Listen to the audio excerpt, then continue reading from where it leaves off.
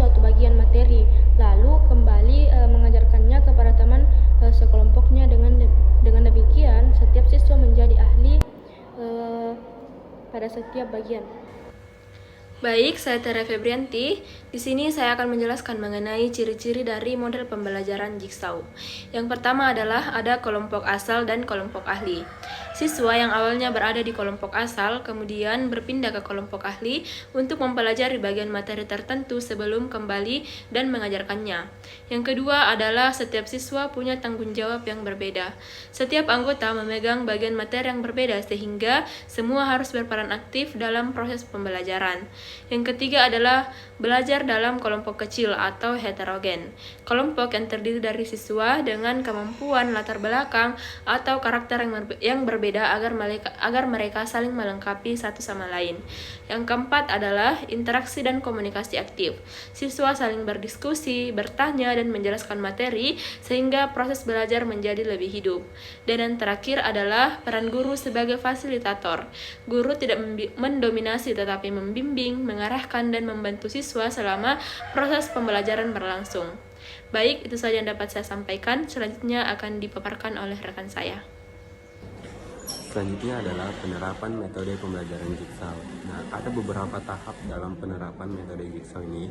Yang pertama adalah pembentukan kelompok asal. Nah, di sini guru akan membagi siswa ke dalam beberapa kelompok kecil. Dalam sebuah kelompoknya terdiri atas 4-6 orang secara heterogen. Kemudian materi dibagi beberapa bagian sesuai dengan jumlah siswa dalam kelompoknya. Setelah itu kita akan membentuk kelompok ahli. Nah, jadi dalam kelompok ahli ini siswa yang mendapat bagian materi yang sama berkumpul dalam kelompok ahli untuk mendiskusikan dan memahami materi tersebut. Setelah itu, siswa-siswa yang berada di kelompok ahli ini akan mendalami materi dan menyiapkan cara untuk menjelaskan ke kelompok asal. Nah, kembali ke kelompok asal, setiap siswa menjelaskan materi yang telah dipetakan kepada teman satu kelompoknya.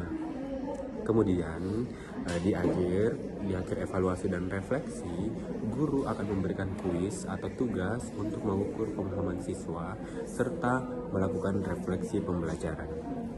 Selanjutnya ada tujuan. Yang pertama, meningkatkan kerjasama dan tanggung jawab siswa.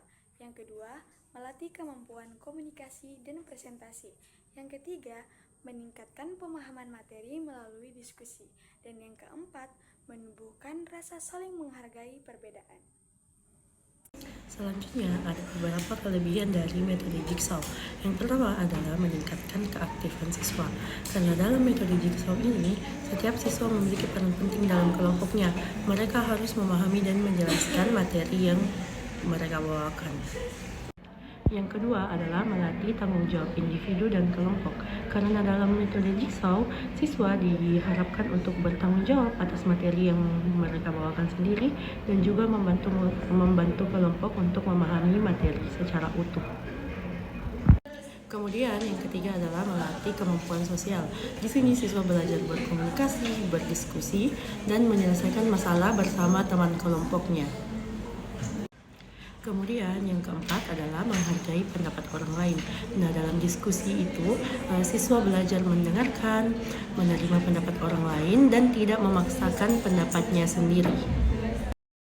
Baik, adapun kekurangannya itu yang pertama membutuhkan waktu yang lama, dan yang kedua itu jika satu siswa kurang memahami materi, maka mengurangi kekompakannya. Dan yang terakhir itu membutuhkan pengelola kelas yang baik.